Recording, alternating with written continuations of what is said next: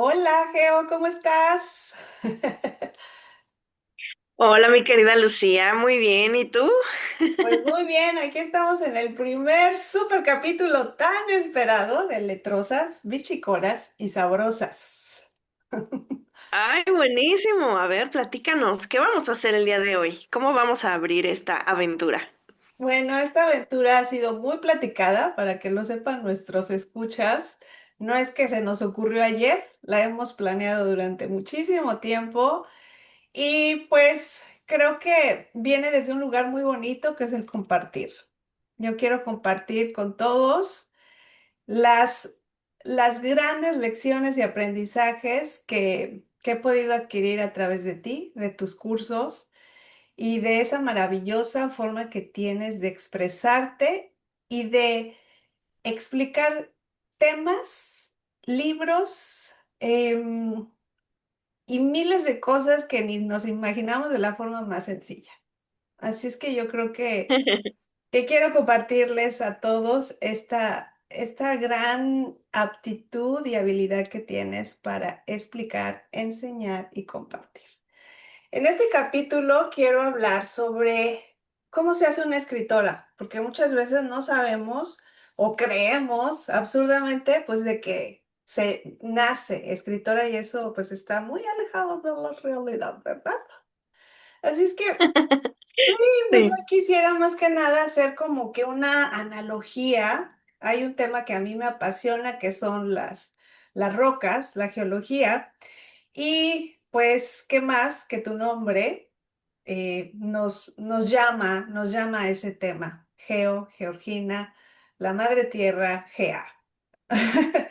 Y también, aunque no sepan nuestros escuchas, pues tú naciste en un año muy importante para México que nos movió en muchos sentidos, que fue 1985.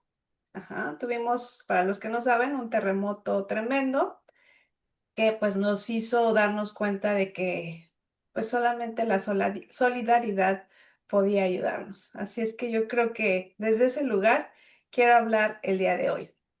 Y así como las rocas ígneas, magmáticas, sedimentarias y metamórficas, quiero que nos platiques un poquito cómo ha sido esto de hacerte escritora. ¿Cuáles fueron esos libros? ¿Cuáles fueron esas experiencias, historias familiares? ¿Quién fue la primera persona, por ejemplo, que te dio un libro? En fin, cualquier cosa que tú nos quieras contar sobre cuál ha sido ese proceso tan largo, porque yo sé que empezaste a una edad muy pequeña, y cómo lo has llevado, cómo se ha sentido ese proceso, y que nos platiques un poquito más desde la palabra de una escritora. Ay, Lucía, claro que sí. Pues me voy a regresar tantito a lo que nos compartías antes. Bueno, creo que lo primero es, pues, agradecer a quienes nos están escuchando, porque, pues, la verdad, sí hemos platicado mucho sobre tener este podcast. Lucía y yo nos conocemos desde hace muchísimos años. Y pues nos ha encantado compartir pues esta senda, no nada más de la lectura, de la literatura, sino también de la creación. Y pues creo que también es bien importante compartir lo que uno sabe. Creo que desde ahí me gustaría retomar lo que me preguntas, lo que vamos a platicar el día de hoy, porque para mí leer, escribir y como bien dices, convertirse en escritor, en escritora, en este caso, pues claro que es a base de rodearte de mucha gente que está dispuesta a compartir lo que sabe contigo. Y como decías hace rato también, pues la metáfora, ¿no? De las piedras y de de todo ese tiempo que perdón, que han tardado en convertirse en lo que son ahora, pues creo que la metáfora es muy, muy acertada precisamente por eso, porque necesitas disciplina, necesitas tiempo, necesitas dedicación. Todos sabemos que las piedras pues no se tallaron de un día para otro. Esos colores o esas formas maravillosas que tienen pues han sido a base de millones de años de sol, de lluvia, de agua. Y pues una escritora a menor escala, o a escala humana más bien, pues no le queda más que exactamente hacer lo mismo. Es un trabajo de paciencia, un trabajo de no rendirse. A veces es un camino muy solitario, pero como te decía yo hace rato, todo comienza con un compartir. Muchos escritores han contado pues cómo empezaron, las dificultades que tuvieron, etcétera. Pero en mi caso, la verdad es que eh, pues empezó con algo que yo siempre voy a atesorar mucho y de lo que siempre voy a hablar cuando me pregunten, cuando me preguntan, ¿de dónde sale este gusto por contar historias? Este gusto por acercarme a ellas y ya después tener como esta cosquillita por contarlas. Y creo que sale de precisamente de la familia. Grandes contadores de historias orales, antes de los libros, o además de los libros, pues ahí estaban, por ejemplo, las historias que me contaba mi papá, historias que me contaba mi mamá, mis abuelas también, grandes contadoras de historias y con mucha imaginación las dos. Por ejemplo, mi abuelita materna, que pues creció en un pueblo, no tuvo para nada la oportunidad de ir a la escuela. Pues en esa época los niños, pues, es más, ni siquiera había infancia, ¿no? No existía ese concepto como tal. Entonces, pues a los 9, 10 años, pues ya era, pues ya estaba sirviendo en una casa. Pero, pues la sabiduría y la imaginación estaban ahí. Y yo siempre voy a defender mucho, pues justamente la sabiduría de la gente de los pueblos, ¿no? Que aunque no haya tenido pues ese privilegio de acudir a la escuela o de concluir una educación formal como la que otros hemos tenido, pues sí hay una sabiduría y sí hay valor en lo que saben y en lo que dicen y en cómo lo dicen. Entonces, pues de ahí me viene también ese amor por escuchar eh, cómo hablan otras personas, cómo cuentan, cómo ven el mundo. Y creo que de ahí también me ha alimentado con el ritmo del lenguaje, ¿no? Porque pues cuando tú escuchas historias contadas oralmente, pues es un mecanismo muy diferente del de la escritura, ¿no? Mi abuela paterna, por otro lado, pues le encantaban estas cosas, ¿cómo se dice? Esotéricas, místicas, sobrenaturales. Le encantaba andar diciendo, ¿no? Que veía duendes, veía extraterrestres, muy imaginativa, ¿no? Y ella era maestra de primaria. Entonces no sé si también esa imaginación pues la utilizaba para contar historias a sus alumnos, yo me imagino que sí, no sé, pero pues ese gusto por contar, pues lo hereda también mi papá y mi mamá a su manera, ¿no? Entonces, pues ese es mi primer contacto con las historias y con esa manera bonita, rítmica, espontánea de hablar. Y pues ya al mismo tiempo, pues vienen los libros, ¿no? Mi papá, mi mamá, pues buenos lectores. A lo mejor no tenían una biblioteca muy grandísima, ¿no? Pero los pocos libros que, pues, que llegaban a tener, pues bien leídos, ¿no? De hecho, mi papá, pues, no sé, de 30 años después de haber leído esos libros, cita pasajes de memoria, ¿no? Y eso me encanta, que son libros tan poderosos que, pues, que se quedan contigo y que después de tantos años ahí están todavía, ¿no? Como parte de uno. Y pues sí, eh, a lo mejor la industria de la literatura infantil cuando yo soy niña, pues no es tan grande como ahora, ¿no? pues hoy en día los padres tienen un acceso a catálogos infinitos de literatura infantil maravillosos, pero pues en mis épocas pues hay una que otra publicación, sobre todo venían de la Secretaría de Educación Pública y pues como mi papá trabajaba en la SEP, pues ahí conseguía uno que otro librito, uno que otro material ahí para leerme. Eh, y yo pues lo que recuerdo es que pues más bien me ponía a rayonear esos libros, ¿no? A lo mejor no entendía las historias definitivamente, pero pues los dibujos, ¿no? Siempre la imaginación estimulada a través de la imagen, pues es uno de los primeros acercamientos pues a la literatura de los niños, ¿no? ¿Qué te imaginas viendo estas imágenes?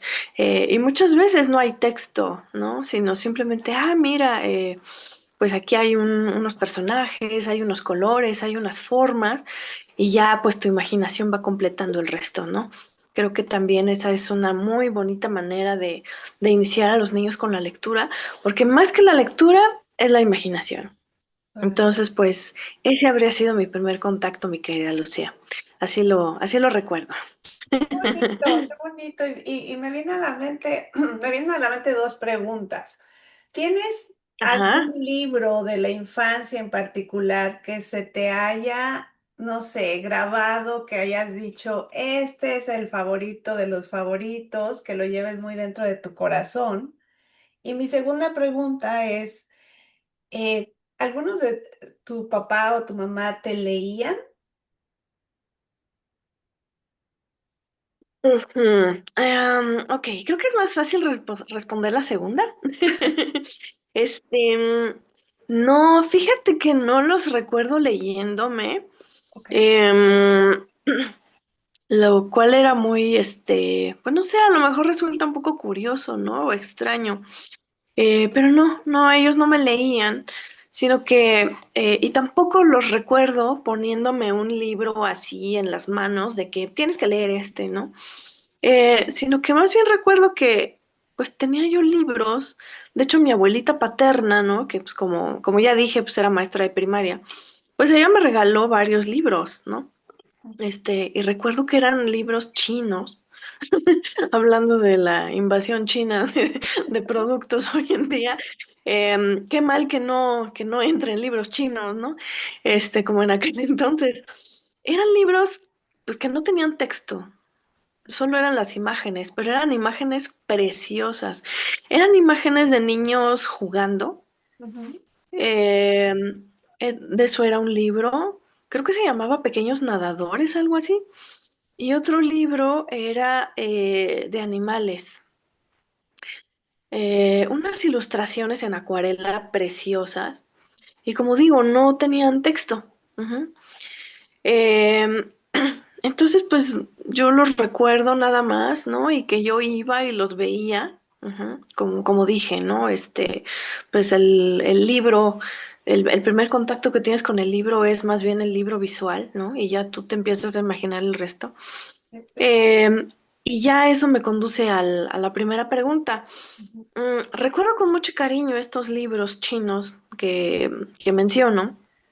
De hecho, por ahí andan, ¿no? Todavía sobreviven, andan en una caja por ahí guardados. Pero otro libro que leí un poco más grandecita, que no sé de dónde salió, debió traerlo mi papá de la SEP, se llama La calle es libre. Y era un libro precioso porque eran unos niños. Ese sí ya tenía texto y ya era una historia, ¿no? Como tal. Era de unos niños que no tenían dónde jugar porque vivían en un cerro pues de estas colonias o de estos barrios, pues que se van construyendo de manera desordenada, ¿no? Improvisada. Y entonces son niños, pues que no tenían dónde jugar, ¿no? En la Y que los periferia. corrían de todos lados. Sí, exactamente. Sí, eran niños de la periferia y que no tenían dónde jugar, no tenían un parque, no tenían un jardín en su casa, ¿no? Sino que pues ahí como podían, jugaban en la azotea, jugaban en la sala de su casa, pero todos los adultos les decían, aquí no jueguen, ¿no? Aquí estorban, aquí no es para jugar. Entonces se salían a jugar a la calle y pues resulta que en la calle tampoco podían jugar. Y entonces ya se organizaban los niños y se apropiaban de un terreno baldío y lo convertían en su lugar de juegos. Pero luego llegaba la policía y los sacaba de ahí que porque se habían adueñado de ese baldío de manera ilegal, ¿no? Pero entonces después las mamás llegaban y los defendían. No, no, no, o sea, una historia de veras bien, ahora que lo recuerdo.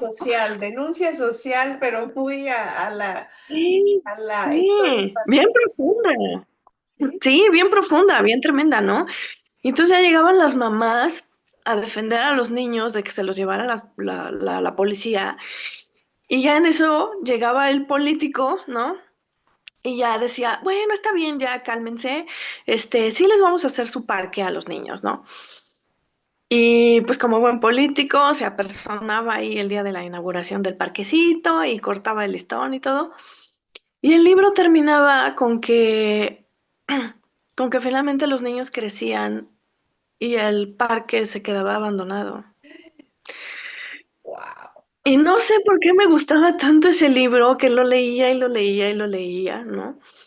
Pero, pues no sé, o sea, me conmovía mucho, me conmovía muchísimo, ¿no? Ese, esa idea constante de que el niño estorba, ¿no?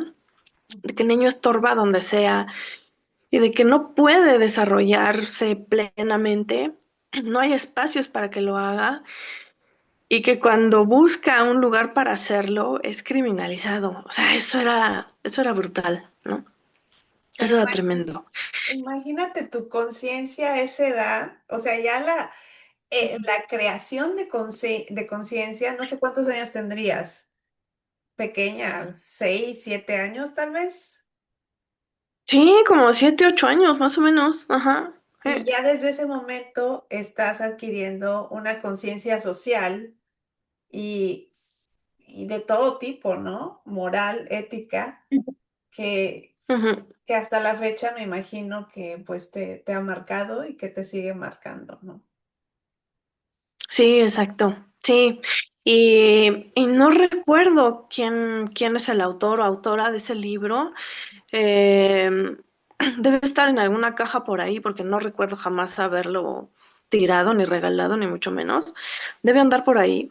Pero también ahora que lo recuerdo, ¿no? Que lo evoco más de 30 años después, me preocupa que ya ese tipo de historias hoy en día estaría mal vistas dárselas a los niños.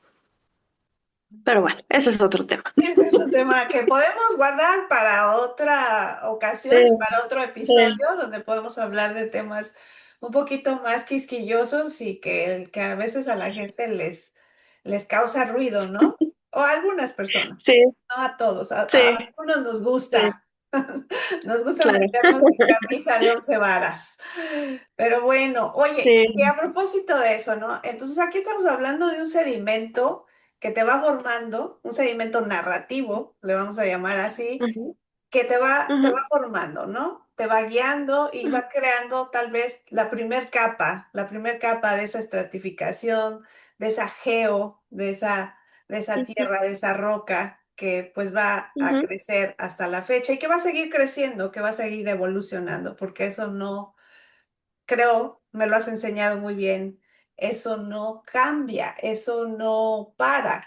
Pero como las rocas también, pues sufrimos de procesos tectónicos a veces, estos Sí, procesos que nos sacuden. Ajá.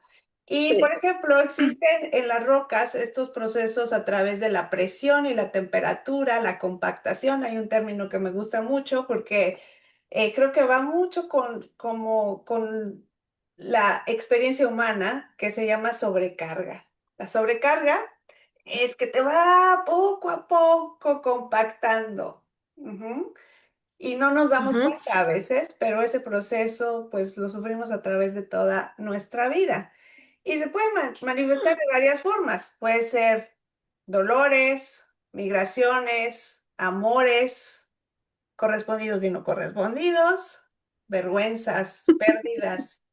Y a veces simplemente es el deseo de decir algo, ¿no? Como escritora queremos decir algo, pero hay como estos detonadores en nuestra vida a través de ese proceso.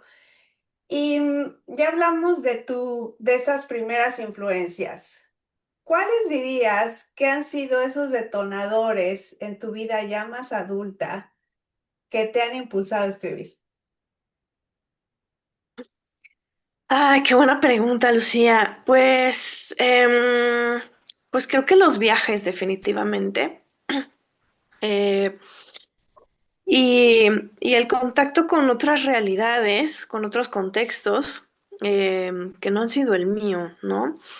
Fíjate que cuando yo empiezo a ser más o menos, pues ya preadolescente, adolescente, que bueno, para todos es una etapa muy complicada. Pues para mí lo fue también en el sentido de que pues era una personita muy introvertida, muy solitaria, entonces me costaba mucho encajar, me costaba mucho encontrar un lugar, ¿no? Eh, y pues es un episodio de muchos años, pues muy difíciles, muy dolorosos, que he aprendido a cargar, ¿no? Ya he aprendido a aceptar, a que son parte de mi equipaje de vida, pero pues tomé la decisión de no cargarlos como una losa, ¿no? Sino que, bueno, pues hay que, hay que cargarlos, pero que pesen lo menos posible, ¿no? Ujú, Entonces una parte de mí, muy, muy grande, quería irse de aquí, ujú, quería irme de México, de hecho, ¿no? Para esto yo ya tenía pues esta perspectiva distinta de lo que era mi vida en la ciudad, de lo que era mi vida pues cotidiana, ¿no? Eh, Porque pues viajaba constantemente al pueblo de mi mamá. Entonces pues ahí me desconectaba, ¿no? De todo lo que yo estaba viviendo acá en Ciudad de México. Y entonces, para mí esos viajes, esos traslados, ya eran suficiente aventura y suficiente material, pues para algo, ¿no? Todavía no sabía muy bien qué, pero pues desde salir a carretera, ¿no? Alejarme y empezar a ver cómo cambiaba el paisaje, cómo cambiaban las personas, su manera de hablar, la comida. Y en ese momento el pueblo era un lugar muy, muy desconectado del mundo, ¿no? No había luz eléctrica, no había drenaje. Eh, Te estoy hablando de, no sé, de 1996, 1997, ¿no? Eh, el único contacto con la civilización pues, era un camión que salía de Poza Rica a las 5 de la mañana y te iba a botar al pueblo a las 8 de la mañana. Entonces me tocaba ver el amanecer entre los potreros, entre los cerros, entre las ceibas, los cedros, los árboles. Pasábamos varios ríos, ¿no? A veces había que tomar una lancha. Entonces, ese cambio de aires, ¿no? Esa transformación para mí era fascinante. Entonces, pues digamos que tenía esas experiencias, tuve esas experiencias desde muy chica, eh, pero pues el pueblo tampoco era como mi lugar, ¿no? O sea, no, pues tampoco era vida para mí ahí, ¿no? Como que sí lo encontraba muy difícil de acostumbrarme ahí. Y después, jovencita, como a los 14 o 15 años, tuve la oportunidad de cruzar el charco. ujú, Este, Mi papá fue de trabajo y como que dijo, pues me voy a llevar a la niña y pues para que no se aburra, y me fui con mi papá a Bélgica. ujú. Entonces, pues esa fue otra enorme experiencia que me cambió la vida, ¿no? Ay, hasta me da sentimiento. Oh, Em, y me acuerdo que pues mi papá me dijo, mira, yo tengo que trabajar, así es que pues no puedo estar contigo todo el día, ¿no? Pero pues la idea tampoco es que te quedes encerrada en la habitación del hotel. Entonces, pues, ahora sí que me dio la bendición y me dijo, mijita, pues, cuídate mucho, nos vemos aquí en el hotel a las 6 de la tarde y haz lo que quieras con tu tiempo, ¿no? Entonces, eso jamás se me va a olvidar. O sea, yo tenía 14 años en un país extraño donde no hablaban mi idioma, yo hablaba inglés ya para entonces, un poquito, y esa sensación de libertad, o sea, en lugar de asustarme y de decir, ay, no, papá, no, dije, wow, ujú, ¿de veras esto es todo para mí solita? claro. ¿No? Y, y desde ahí, pues, me encanta viajar sola, he viajado sola, ¿no? Digo, obviamente, pues sí, conlleva varios riesgos, este, siempre hay que ser muy prudente con eso, pero esa adrenalina, ¿no? Esa adicción a lo nuevo, a lo diferente, a abrir mis sentidos a otros idiomas, a otras maneras de pensar, a otras maneras de ser, a otras maneras de vestir, a otras maneras de comer, que ya lo tenía desde el pueblo de mi mamá, ¿no? Ese contacto con otra cultura, aunque fuera tu propio país, y pues verlo ya en otro lugar era así de, ay, es que esto es increíble, esto es maravilloso. Y algo que me reconfortó mucho era que, eh, pues que me sentí en paz. Me sentí en paz en ese lugar. Y por eso fue que yo dije, no, pues es que yo me quiero ir, ¿no? Pero bueno, pues la vida es sabia y por algo hace lo que hace. Y pues no lo pude hacer durante mucho tiempo, ¿no? Pero mientras, pues digamos que yo aprecio mucho los viajes, así sean dentro de mi misma Ciudad de México, ¿no? A otros países eh, o a los pueblos también, ¿no? Y ahora que ya no vivo en Ciudad de México, finalmente sí me fui, ¿no? Pero no tan lejos. Eh, pues igual, ¿no? Sigo descubriendo, redescubriendo, y ese ha sido mucho material para mi escritura, ¿no? Eh, esa, pues esa lente, ese reflejo, ese espejo, esa manera de ver el mundo a través de mis ojos, pues ha sido también mucho lo que me ha llevado a escribir. Y esa mirada, pues a veces ha sido muy crítica, ¿no? Como en mi libro de La calle de las Valquirias, ha sido muy, muy crítica eh, socialmente, moralmente, ¿no? Eh, pero también, pues, veo los lugares y las gentes también desde el enamoramiento, ¿no? O sea, también he escrito cosas que, ay, es que amo este lugar y este lugar es grandioso, ¿no? Con sus leyendas, con sus historias, pues, ¿qué es lo que he escrito en Morir como los pájaros, por ejemplo, ¿no? O la que está próxima a salir, La Reina Oscura, pues ahí se ve que estoy enamorada de esos lugares, ¿no? De Ciudad de México, del pueblo de mi mamá, de Tlaxcala y sus pueblos, sus haciendas, su historia. Entonces, pues esa ha sido una gran motivación. Y Sí. bueno, ya tendremos muchísimo tiempo para hablar sobre estos temas tan maravillosos, porque hoy estamos hablando de cómo se forma una escritora, pero después vamos a hablar de cómo nace un texto, cómo se forma. Y ese es uno de los temas que yo creo que importan mucho, que es la ambientación. La ambientación que nos has enseñado en tus clases y cómo le podemos dar esa luz al texto para que podamos retratar fidedignamente un lugar. Ujú. Y pues así como buena roca que eres, una roca metamórfica tal vez, sedimentaria, no lo sé, o volcánica, eso tú lo vas a decidir.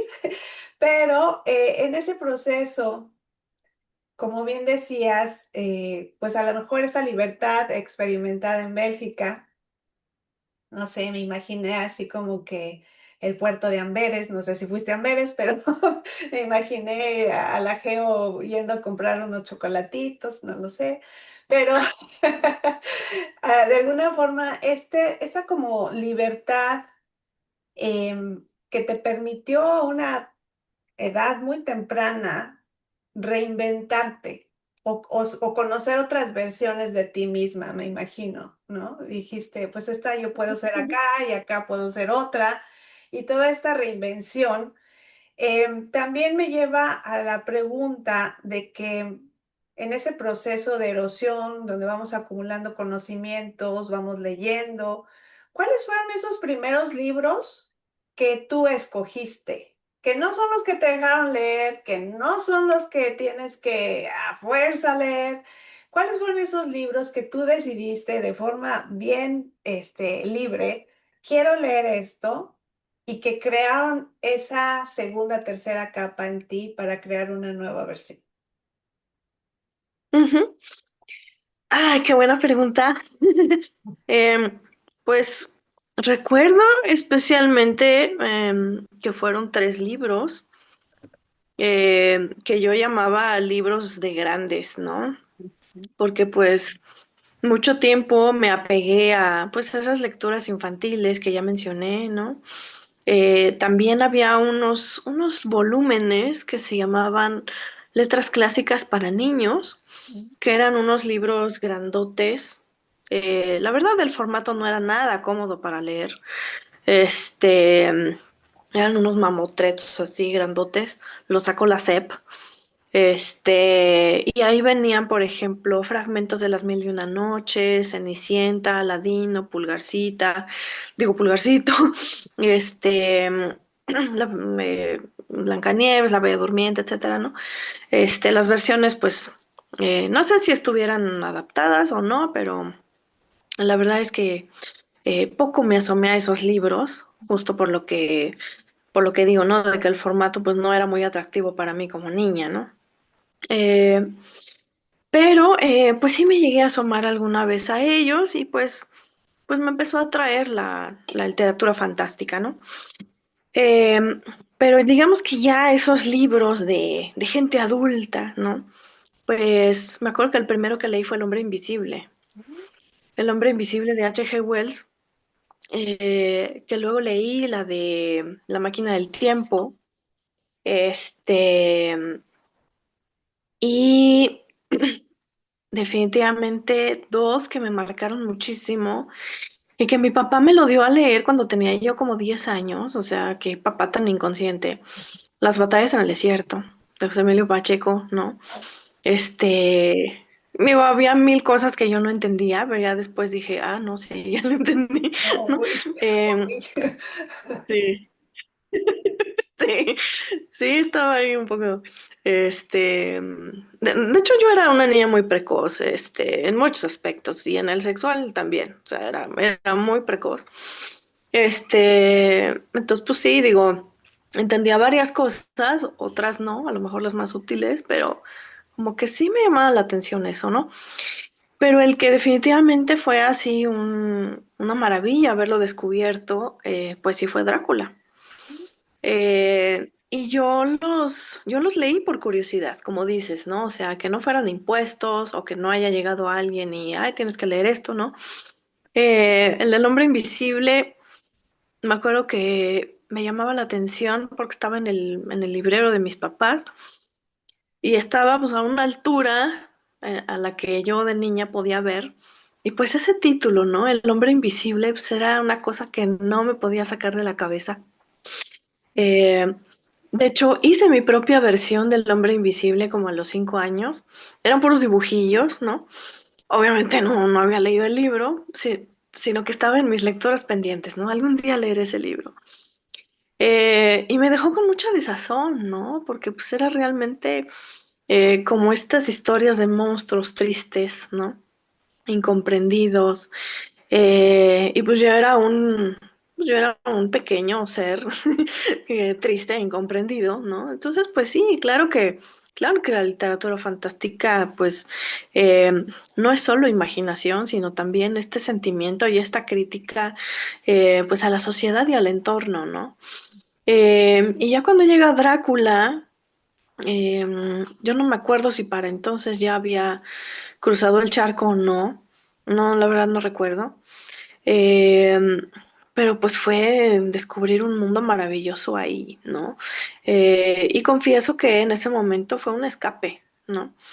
Fue un escape Drácula, fue un escape La máquina del tiempo de H. G. Wells, ¿no? O sea, imagínate viajar en el tiempo y largarme de esta vida miserable que tenía, ¿no? Pues era un sueño, ¿no? Pero al mismo tiempo las batallas en el desierto me marcó mucho porque, y me regreso a algo que decías muy al principio, yo nací en octubre de 1985 y nací en la colonia Roma, Ujú. en la calle Zacatecas. Y me acuerdo mucho que mis padres me platicaban que mero en la esquina del pequeño sanatorio donde nací había un edificio que quedó chueco y que todo un muro se le había desprendido y que entonces tú podías ver los departamentos que estaban por dentro, ¿no? Y que mi mamá trataba de no impresionarse con eso, ¿no? Y, y pues cuando me llevaron, ¿no? Bueno, que mi mamá ya estaba ahí, en las contracciones y todo eso, entonces pues ya se treparon a su bochito rojo, ¿no? Y ya se iban ahí manejando. eh, pues ellos veían pues, los edificios ahí, pues en escombros, ¿no? Em, y entonces las batallas en el desierto, pues está ubicado en la colonia Roma, ¿no? Los años 40. Y entonces a mí ahí es donde me empieza a interesar y donde empiezo a querer, tal vez de una manera inconsciente todavía, pues al propio lugar donde nací, ¿no? Y sus transformaciones y sus contradicciones eh, y toda esa complejidad que ha tenido a lo largo de su historia, ¿no? Y pues acuérdate que uno de mis libros,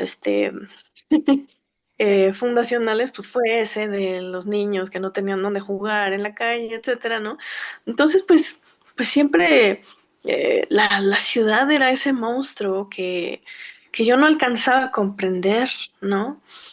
Pero que ya sabía y tenía la conciencia de que había sufrido una enorme transformación cuando yo había nacido, ¿no? Entonces, ahorita que hablabas de esas grietas, ¿no? Literalmente esas grietas que resquebrajan la tierra, pues es esa, ¿no? Mi conciencia, mi toma de conciencia pues de que estoy en un lugar que siempre está cambiando, siempre está cambiando. Ujú.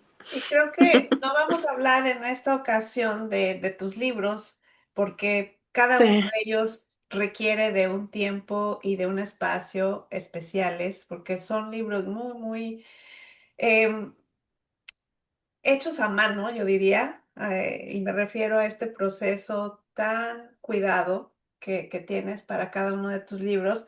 Pero es evidente, no puedo dejar de nombrarlo, que en Morir como los pájaros podemos ver ese amor que le tienes a la ciudad, esa gran habilidad que tienes para ambientar tus libros. Entonces, ahí los vamos a dejar para los que nos escuchen, que más adelante vamos a tener un capítulo especial de Morir como los pájaros, porque de verdad que es todo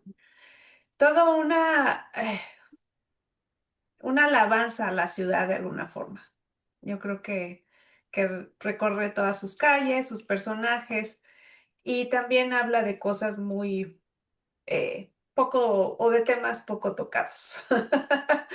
No es lo de siempre, pero hasta ahí lo vamos a dejar para que se interesen en los próximos capítulos.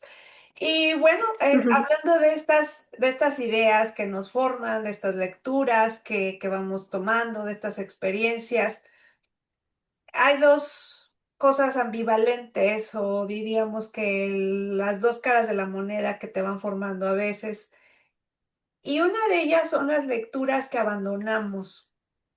o cosas que dejamos, como que nos erosionamos, nos quitamos esa piel como serpientes a veces y decimos, yo ya no soy esa, ya no me gusta ese tema, ya lo leí, pero pues me dio lo que tenía que dar.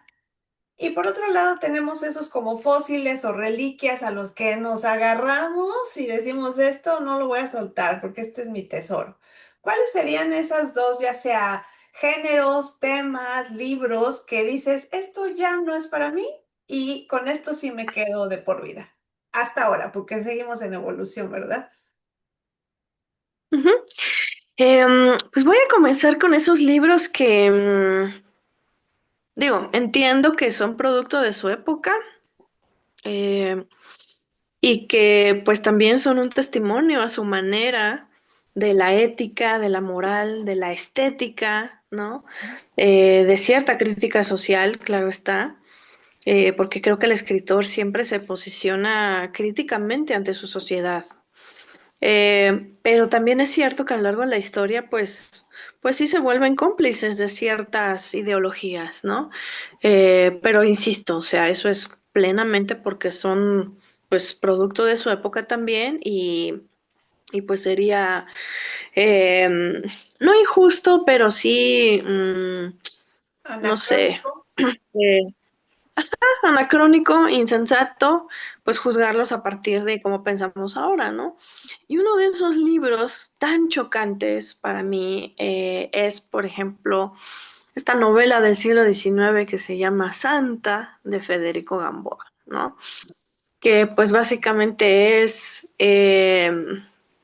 la mujer tiene la culpa de lo que le pasa por andar ahí de eh, pues buscando lo que no tiene que buscar, ¿no?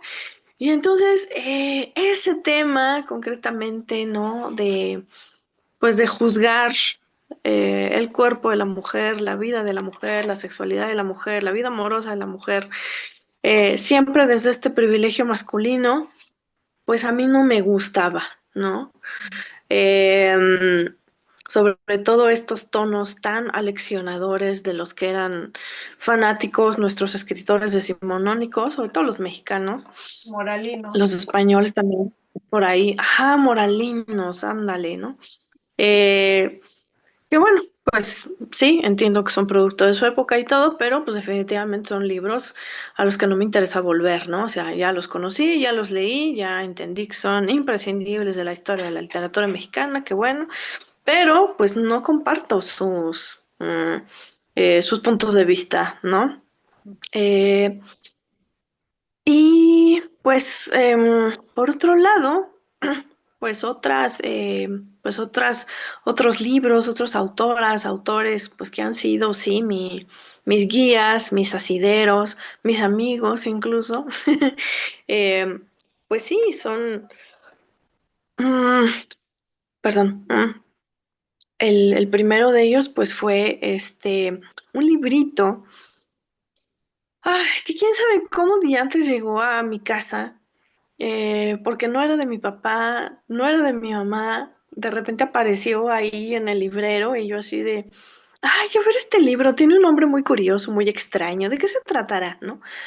Un libro que se llama Los mitos de Tulu y yo dije, pues quién sabe qué será esto. Y lo empiezo a leer y se vuelve para mí la Biblia. Pues yo tenía 14, 15 años cuando lo empiezo a leer y dije, oh por Dios, ¿qué es esto?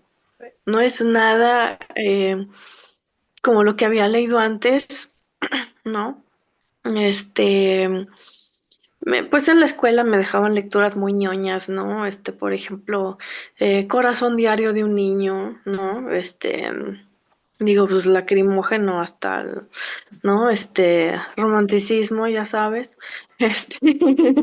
Este, también me dejaron por ahí la tumba de José Agustín y yo así de, bueno, ¿quién deja la tumba a niños de secundaria? Por Dios. ¿No es cierto?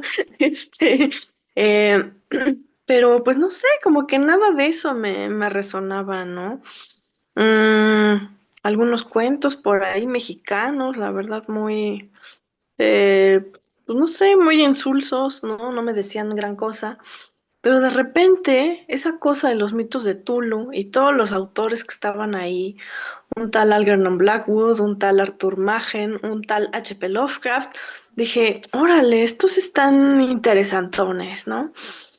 Eh, y entonces pues ahí es donde uno empieza a encontrar a sus, a sus amigos, a sus aliados, a como que por fin algo con lo que conectas, ¿no? Entonces, pues sí, pues como ya dije, ¿no?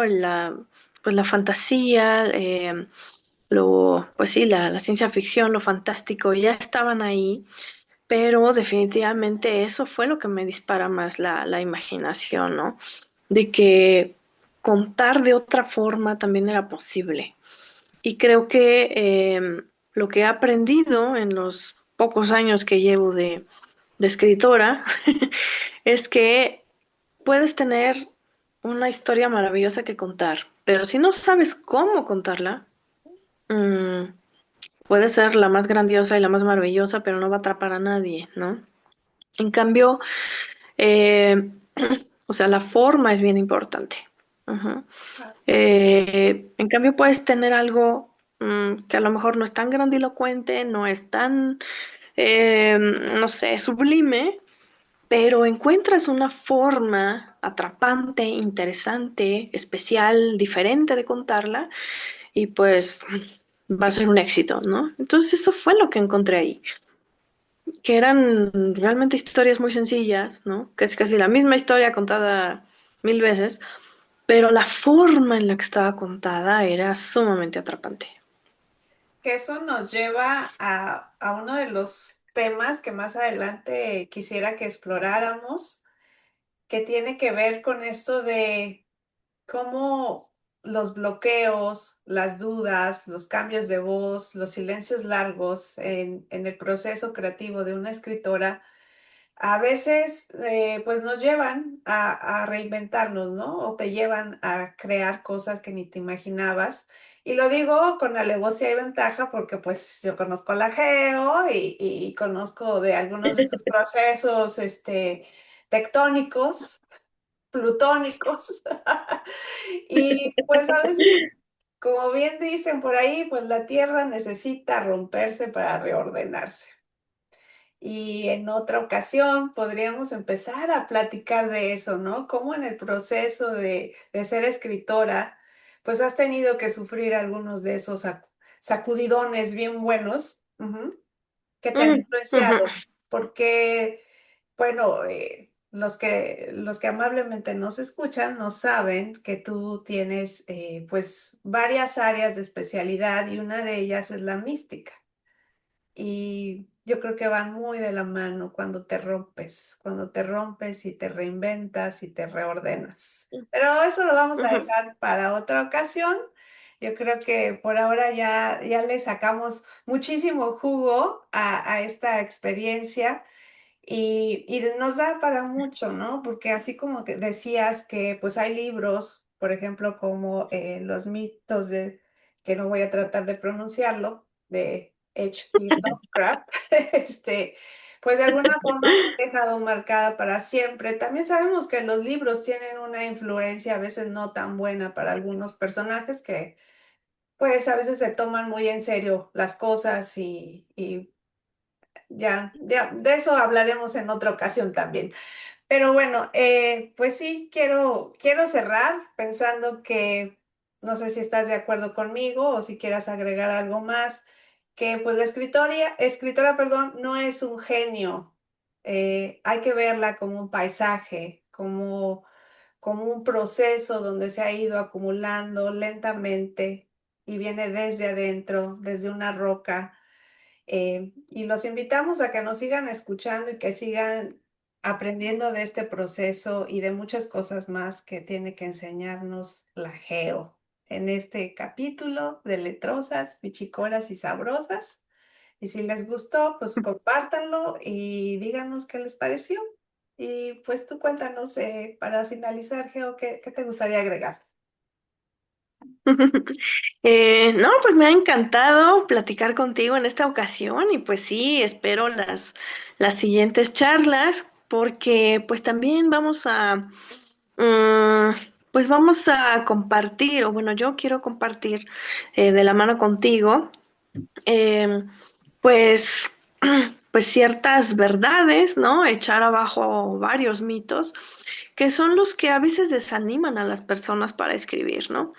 Y yo me acuerdo, y quiero cerrar con esto, que un maestro en la universidad, muy querido, Colin White, murió hace ya varios años.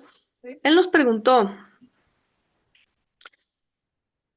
y a mí me hubiera encantado tener la respuesta prestísima para responderle en ese momento, pero fue una pregunta que se me quedó mucho, mucho tiempo, pero que ahorita ya puedo responder. Él nos preguntó, ¿y por qué creen que a los demás les importaría leer algo que escribieron ustedes? ¿No? Eh, que creo que eso es algo que detiene a mucha gente. ¿Yo qué tengo que decir? ¿A quién le va a importar lo que yo he vivido o lo que yo pienso o lo que yo siento? No importa, yo no importo porque pues no soy la gran, no sé, doctora o la gran universitaria o la gran, ¿no? Y creo que eso tiene que ver desgraciadamente con pues el enorme elitismo bajo el que ha vivido la literatura durante años, ¿no? Entonces, creo, sin temor a equivocarme, y si me viene a jalar las patas al rato Don Colin White, pues ni modo, pero creo que sí lo preguntaba desde ese lugar un poco elitista, ¿no? O sea, ¿por qué crees que a alguien le va a importar lo que tú tengas que escribir o lo que tengas que decir, ¿no? Eh, y yo respondería, yo creo que importa lo que cualquiera tenga que decir, lo que cualquiera haya vivido o lo que cualquiera sienta. ¿Por qué? Porque somos humanos. Creo que eso lo responde todo. Somos humanos y la literatura habla desde el alma del que está escribiendo al alma de quien está leyendo. Y me hubiera encantado responderle eso, pero, o sea, no sé, a lo mejor lo invoco con una ouija y le digo, ya tengo la respuesta a tu pregunta, ¿no? Pero sí, Yo lo entonces, recuerdo pues bastante. sí. Sí, sí, me acuerdo creo que, no sé si fuiste tú o cómo quedó, pero lo recuerdo muy bien diciendo que ya no era vida cuando se tenía que levantar y no podía respirar, Ujú, porque ujú. también lo conocí por ahí, sí, el pobre ya no podía ni jalar aire, Sí, entonces, sí, pues sí, esperamos sí, que sí. haya descansado en paz, pero pues sí, entiendo. Sí, querida Lucía. Pues yo creo que con Sí, esto, este maravilloso cierre, pues nada más queremos decirles, somos Geo y Lucía, y este es un espacio para hablar de literatura, de escritura, sin solemnidad, como quien camina por una carretera y recoge guijarros raros. Hasta el próximo derrumbe de ideas, donde hablaremos de la escritura como proceso sedimentario también, sí, porque tiene su proceso, y donde Geo nos va a compartir sobre cómo ha sido su proceso para escribir y hacer estas joyas que tiene, sus libros. Gracias. gracias por escucharnos. Gracias, Lucía. Un abrazo. Bye bye.